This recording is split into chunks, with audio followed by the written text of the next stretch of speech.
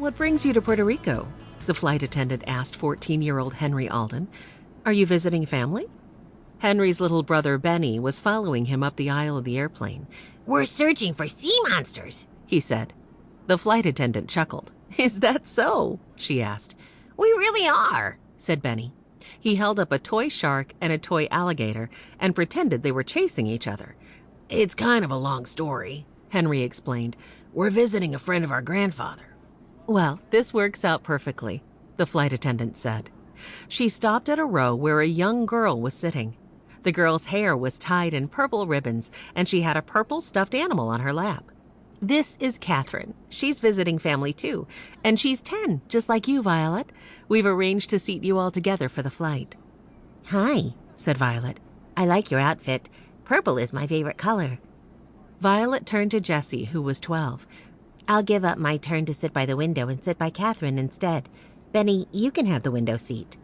"Yay!" Benny cheered. "Maybe I'll spot a shipwreck or a giant sea monster." Before long, the plane was in the air, and Catherine turned to Violet. "Is it true what your brother said? Are you really going to look for sea monsters?"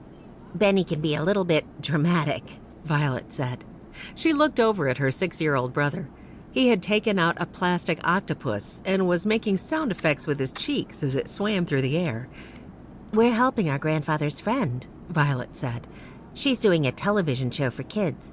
It's about legendary creatures. We're helping her investigate." "Wow, that sounds amazing," said Catherine. "What kinds of legendary creatures?" Benny leaned around Violet. "First, we learned about Bigfoots in Colorado. Then in Iceland, we looked for elves and trolls. And now, sea monsters." "We don't know exactly what we'll be looking for at this stop," said Violet. "Just that it has to do with the water." "Does your grandfather live in Puerto Rico?" Jessie asked Catherine. "No, but he's writing a book that takes place there. He rented a big boat, and we're going to stay on it while he does research." "You get to sleep on a boat?" Benny asked. "I hope we can do that." Henry spoke up from across the aisle. "What kind of books does your grandfather write?" "Exciting ones," Catherine answered. "Except they're for grown-ups, so I haven't read them. Are you going to learn about Luskas, too? My grandfather is putting one of those in his book." "What's that?" Benny asked. Catherine shuddered. "Oh, they're terrible sea monsters that come up out of the water and wrap their tentacles around you." She hugged her stuffed animal close.